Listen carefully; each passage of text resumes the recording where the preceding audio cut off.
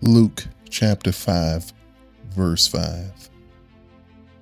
And Simon answering said unto him, Master, we have toiled all the night and have taken nothing.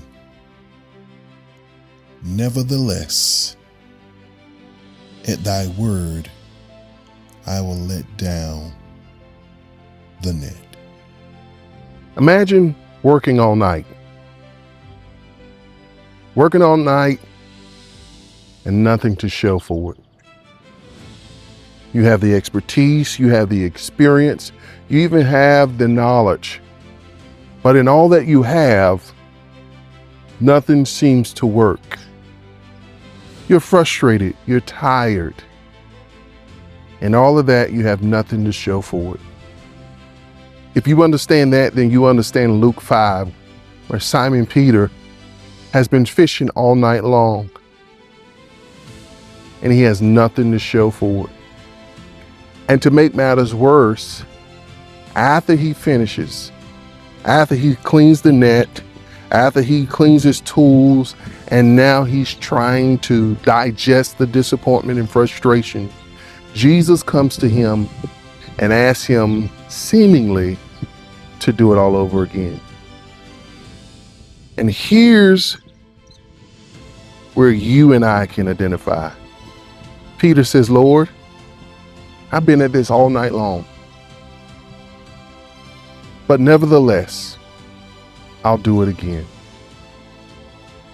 Now, like Peter, you and I have found ourselves frustrated in many times because the evidence does not align with what we're being asked to do.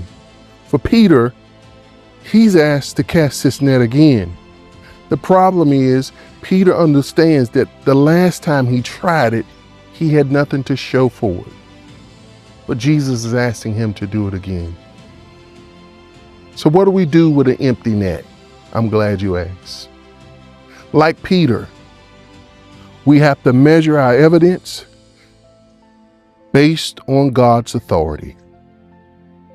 Peter's frustrated. He knows that he has nothing to show for this, but because Christ asked him to do it again, he says, nevertheless, I'll cast it again. And if I could encourage someone today, I would tell you, don't be afraid to cast your net again. I know you're frustrated. I know your net may be empty. But I suspect that what God wants to do in you and through you is greater than the disappointment that you have experienced. Like Peter, cast your net again.